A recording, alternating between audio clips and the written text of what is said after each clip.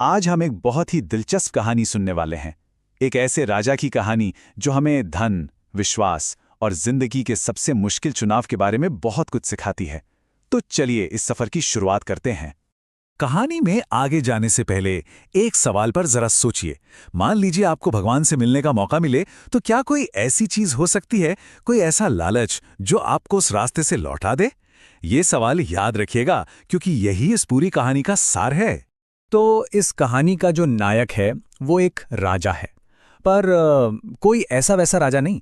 वो एक ऐसे शासक थे जो अपनी प्रजा से बहुत प्यार करते थे और प्रजा भी उन्हें जी जान से चाहती थी।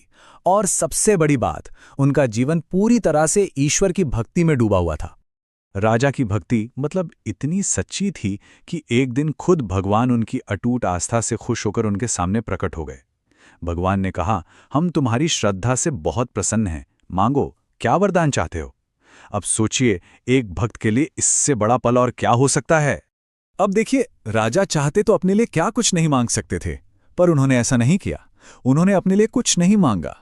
उन्होंने भगवान से कहा, प्रभु, मेरी बस एक ही इच्छा है कि जो दिव्य दर्शन मुझे हुए हैं वो मेरी प्रजा को भी हों।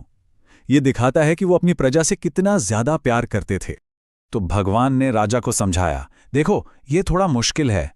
हर कोई इस दिव्य अनुभव के लिए तैयार नहीं होता, हर कोई इसका पात्र नहीं होता।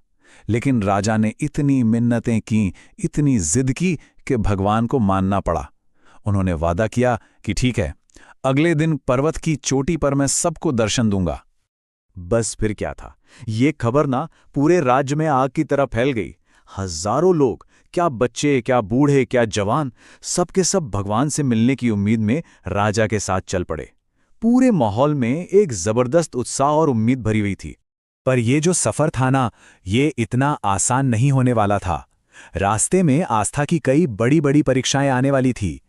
तांबे से शुरू होकर हीरो तक के मायावी पहाड़ जो हर किसी के विश्वास को परखने वाले थे। अभी तो सफर ठीक से शुरू भी नहीं हुआ था और सामने आ गया तांबे के सिक्कों का एक चमकता हुआ पहाड़। बस उसे देखते ही एक बहुत बड़ी भीड़ का ईमान डोल गया। वो लोग भगवान से मिलने का वादा भूल गए और तांबा बटोरने में लग गए। अपने लोगों को भगवान के बजाय एक मामूली धातु को चुनते देख राजा का दिल बैठ गया। उनका मन ना एकदम खिन्न हो गया, ये देखकर कि दुनिया का छोटा सा लालच भी लोगों को उनके असली लक्ष्य से कितनी आसानी से भटका सकता है।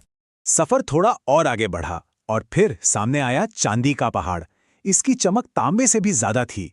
राजा ने लोगों को बहुत समझाया, पर जो लोग तांबे के लालच से बच गए थे, उनमें से ज्यादातर चांदी की चमक देखकर वहीं रुक गए। राजा की टोली और छोटी हो गई।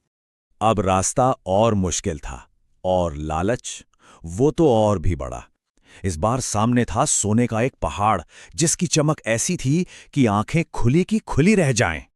और पता है, ये वाला झटका राजा के लिए सबसे गहरा था, क्योंकि इस बार सिर्फ आम लोग नहीं रुके वो लोग जिन पर राजा को सबसे ज्यादा भरोसा था। उनके सबसे करीबी मंत्री, उनके अपने रिश्तेदार, सब सोने के लालच के आगे हार गए। राजा का दुख अब सिर्फ दुख नहीं रहा, वो एक गहरे अकेलेपन और विश्वासघात के दर्द में बदल गया था। अब सोचिए, राजा के साथ बची थीं तो सिर्फ उनकी रानी, बस 2 लोग। पर आखिरी सबसे बड़ी परीक्षा तो अभी बाकी थी। हीरो का एक पहाड़, जिसकी सतरंगी चमक ऐसी थी जैसे वो इस दुनिया का हो ही ना। और इस आखिरी लालच ने राजा से उनका आखिरी साथी भी छीन लिया। हीरो की उस चकाचौंध ने रानी के विवेक को शून्य कर दिया। वो सब कुछ भूल गईं, भगवान को, राजा को, और पागलों की तरह हीरे बटोरने में लग गईं। अब राजा का दिल बस पूरी तरह से टूट चुका था। वो अत्यंत दुखी थे। ये सिर्फ एक उदासी नहीं थी, ये अपने लोगों, अपने करीबियों और अपनी पत्नी तक को इस माया में खो देने का गहरा दर्द था। उस पहाड़ पर अब वो बिल्कुल अकेले खड़े थे, और बस हजारों की जो भीड़ इतने जोश से चली थी ना, वो सिमट कर रह गई सिर्फ एक इंसान में। अकेले राजा ही शिखर तक पहुंच पाए। ऊपर चोटी पर भगवान इंतजार कर रहे थे। उन्होंने पूछा, राजन, तुम्हारी प्रजा कहाँ है? मैं तो उनसे मिलने के लिए बहुत उत्सुक था। ये सवाल नहीं था, ये राजा के दिल में एक तीर की तरह लगा।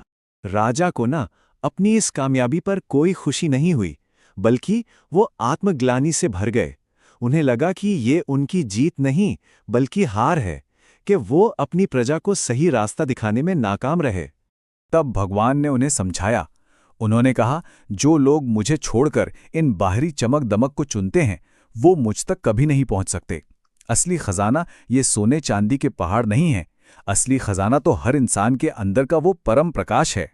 तो ये कहानी हमें क्या सिखाती है? यही कि ये जो पहाड़ है ना, ये सिर्फ कहानी में नहीं है। ये हमारी जिंदगी के लोभ, क्रोध और मोह हैं।